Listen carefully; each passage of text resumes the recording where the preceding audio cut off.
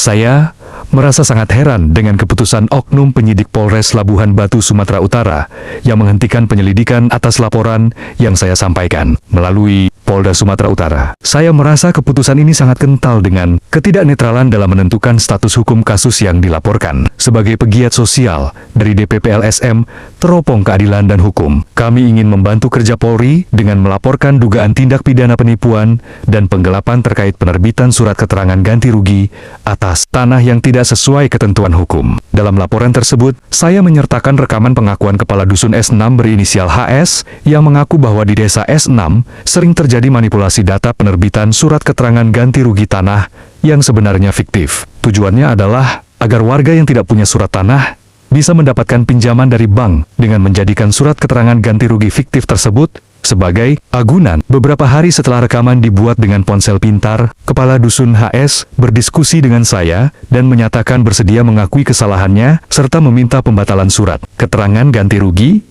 karena dibuat secara melawan hukum. Pernyataan ini dibuat secara tertulis dengan materai, juga dibacakan dan ditandatangani di depan kamera dalam bentuk video sebagai bukti tambahan. Bahkan, Kepala Dusun juga memperlihatkan foto sertifikat tanah miliknya melalui ponsel, yang menunjukkan bahwa tanah yang surat keterangan ganti ruginya yang diduga telah dipalsukan tersebut berbatasan langsung dengan tanahnya dan menunjukkan bahwa tanah objek laporan tersebut milik orang lain, bukan milik penjual yang menjadi pihak penjual dalam surat keterangan ganti rugi tersebut. Semua keterangan dan bukti telah diserahkan kepada penyidik. Penyidik melakukan pemeriksaan terhadap semua saksi dan barang bukti hingga tahap gelar perkara, namun gelar perkara dilakukan secara tertutup dan tidak diinformasikan kepada saya sebagai pelapor. Akhirnya diterbitkan SP2HP dan surat penetapan penghentian perkara. Alasan yang diberikan pun sangat membingungkan. Polisi menyimpulkan bahwa perkara tersebut bukan tindak pidana dan surat keterangan ganti rugi dinyatakan asli, karena penjual tanah mendapatkan tanah dari harta warisan ayahnya